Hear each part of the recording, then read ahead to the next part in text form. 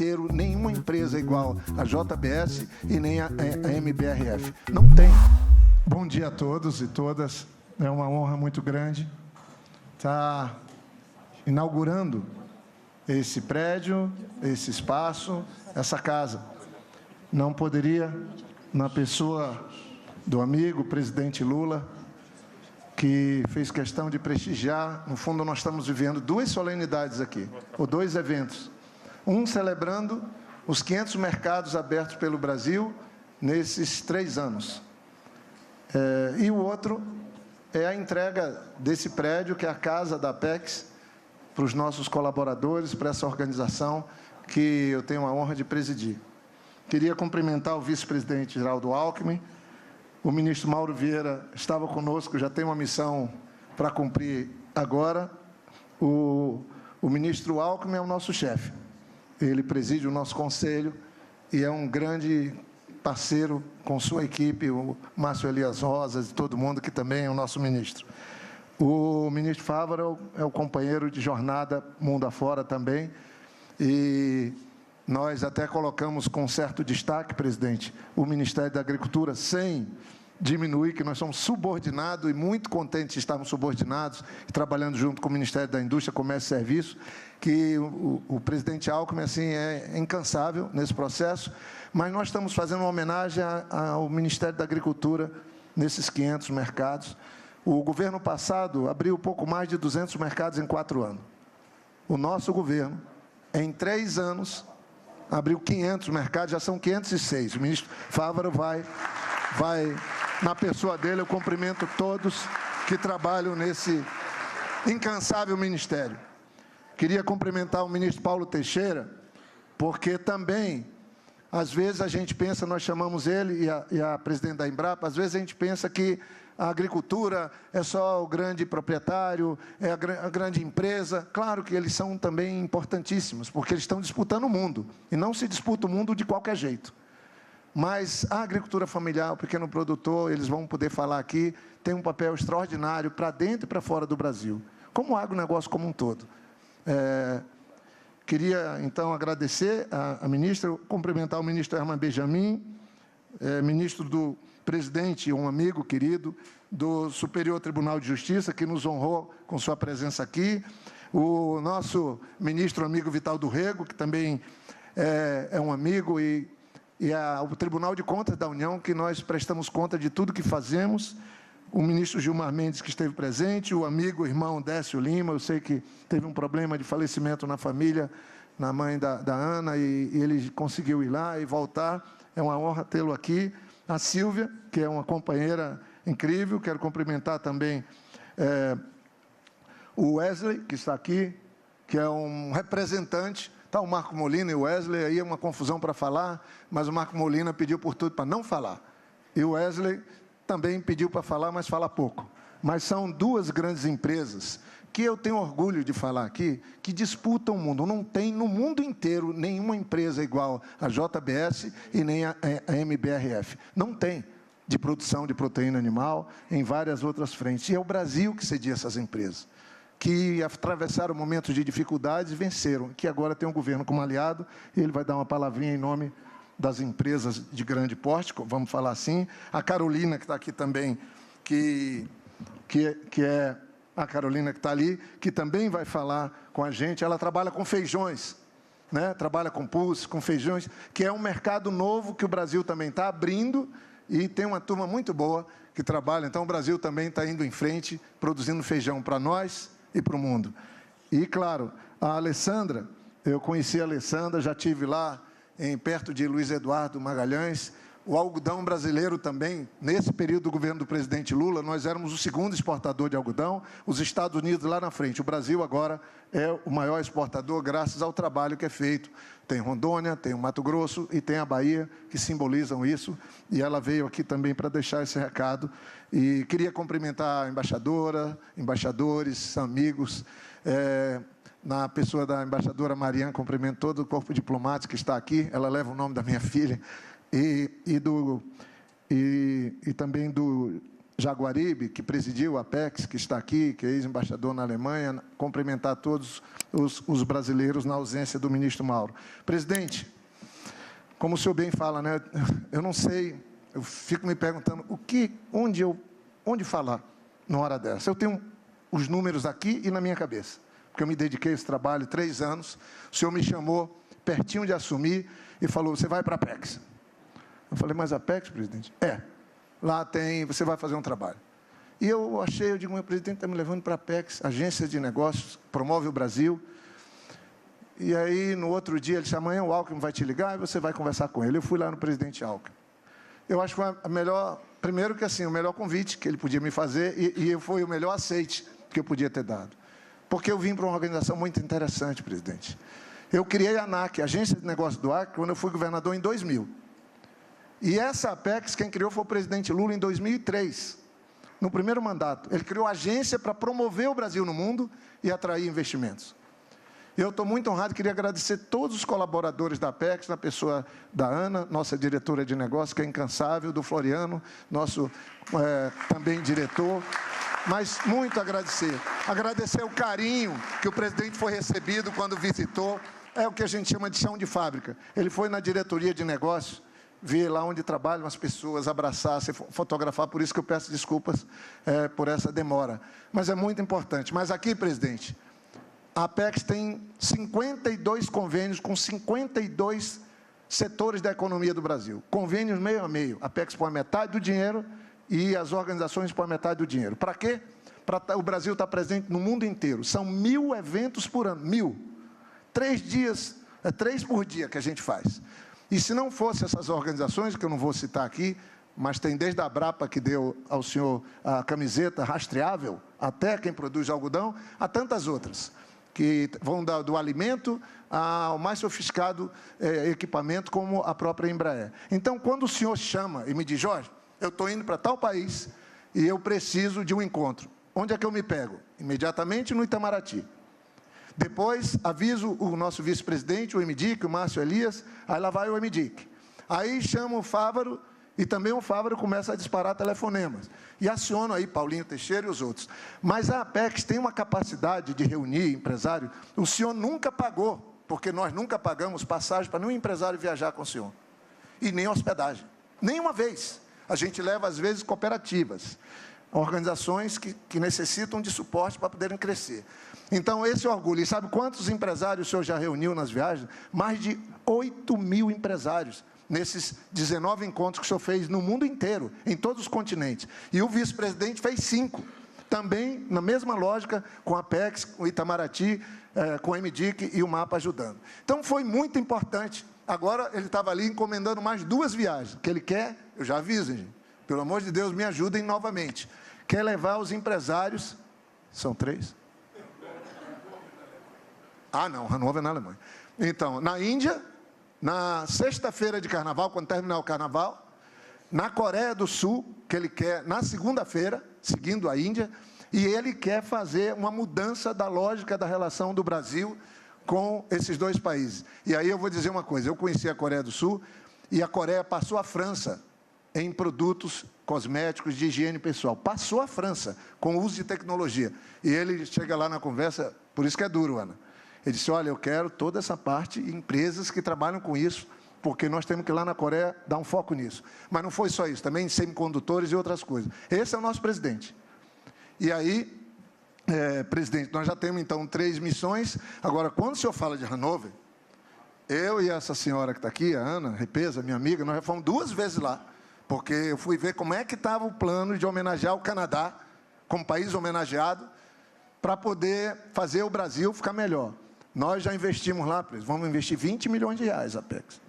Compramos chão da feira em 7 pavimentos, 2.200 metros quadrados, para levar lá mais de 300 empresas, está ali o Valtinho, vamos levar todo o pessoal da área de tecnologia, fui lá no presidente da CNI, dizer, olha, tem que levar universidades, empresas, Embraer, tudo. Nós vamos botar, porque a abertura, essa feira de Hannover, Hannover Messe, ela foi criada a primeira feira da Alemanha depois da guerra.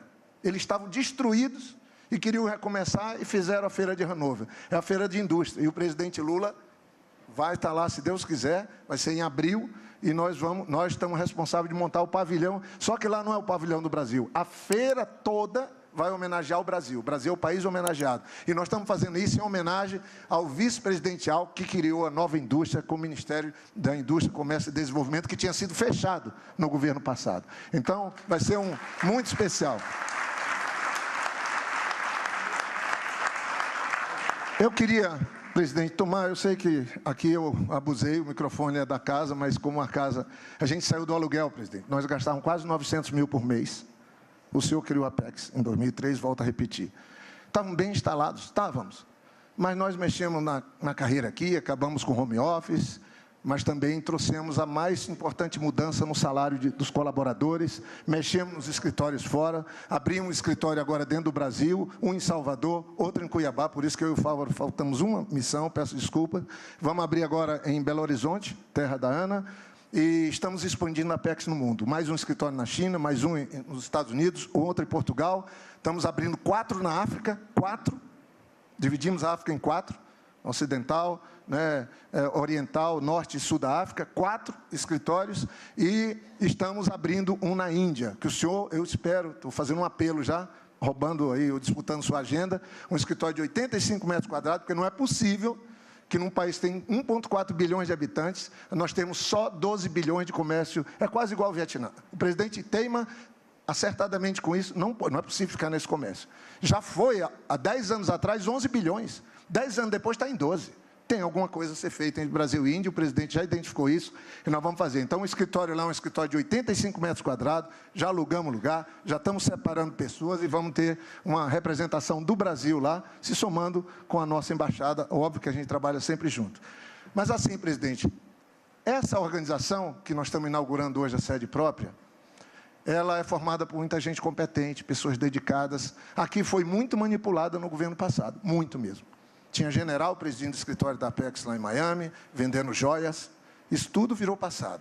Tinha gente aqui dentro que, de algum jeito, eu não estou questionando nada, não tenho nenhuma queixa de ninguém, mas meio que não queriam a gente. Mas a gente foi conquistando, isso eu já fiz, já vivi pelos janeiros ou setembros que a vida me deu. Mas o governo passado queria fechar a Apex. O então ministro da Fazenda, que acumulou tudo, ele falou, tem que fechar, ou então a Apex tem que gerar recurso próprio com os empresários que paguem as viagens para o exterior, que promovam o Brasil. Essa era a visão passada, gente. E o senhor investiu na Apex, me chamou para cá, mas o maior investimento na Apex é ele. Porque ninguém vende mais um país do que a diplomacia presidencial, por mais que a gente se esforce. O presidente fez 19 viagens. Nós estamos lançando um livro hoje, que está aqui, daqui a pouco nós vamos entregar, registrando cada uma delas. O vice-presidente Alckmin fez 5, com esses empresários todos que eu estou falando. Então, é isso que fez crescer, presidente. E só não caíram as exportações do Brasil, porque nós aumentamos o volume, mesmo com queda de preço. É fato concreto. Agora, está exportando mais. Está conquistando mais mercados, 500 mercados, e a inflação estando baixa, tendo primeiro o atendimento para o povo brasileiro comer, né? Ter acesso aos alimentos, é a glória, porque tinha uma máxima, se o Brasil exportar, vai faltar para o brasileiro. Não tem nada a ver uma coisa com a outra. São complementos importantes para as cadeias produtivas. Então, para mim, é uma honra muito grande estar aqui, e eu quero agradecer ao presidente, nós não teríamos feito o que nós fizemos sem o presidente estar nos conduzindo, porque a cada 1 mês e meio a gente tem uma missão empresarial a fazer. Mas quero elogiar os empresários. Eles foram com recurso próprio, está aqui o Wesley, o Marco Molina, os outros que estão aqui, não faltaram. E não vão faltar nesses próximos. Tá? Tem empresário, larga, vai, os que podem vão no seu avião, outros vão com sacrifício econômico, outros vão de executiva, mas vão nos eventos. Acreditam. E isso é fundamental para o nosso trabalho. Então, estou muito satisfeito. E queria, por último, juro que vou encerrar, mas é o lado pessoal, presidente. Eu estou já com tempo. O senhor fez uma fala outro dia bem bonita com o Maris Guia, né? O senhor disse, olha, irmão a gente não escolhe, pessoas da família a gente não escolhe, mas amigo a gente escolhe. E Deus me deu o privilégio de viver nessa fase linda com o presidente Lula. Sabe como é que começou a amizade? Quando o senhor ainda não queria ser meu amigo, porque não me conhecia. Nas palestras que esse cara dava, desculpa chamar assim, porque na época era o cara, dava no Teatro de Arena da UNB. Eu dei sorte. Brasília me acolheu. Eu vim estudar, fazer engenharia florestal aqui na UNB. E o presidente Lula, no começo dos anos 80, plena ditadura, era a nossa luz, porque ele saía metalúrgico, líder metalúrgico, vinha fazer palestra para estudante, para jovem. E eu estava lá, assistindo essas palestras no Teatro de Arena. Não era dentro da UNB, não, é aquela parte de fora. E aquilo foi óbvio que eu sempre fui militante estudantil, foi só me dando mais fermento para o meu pão.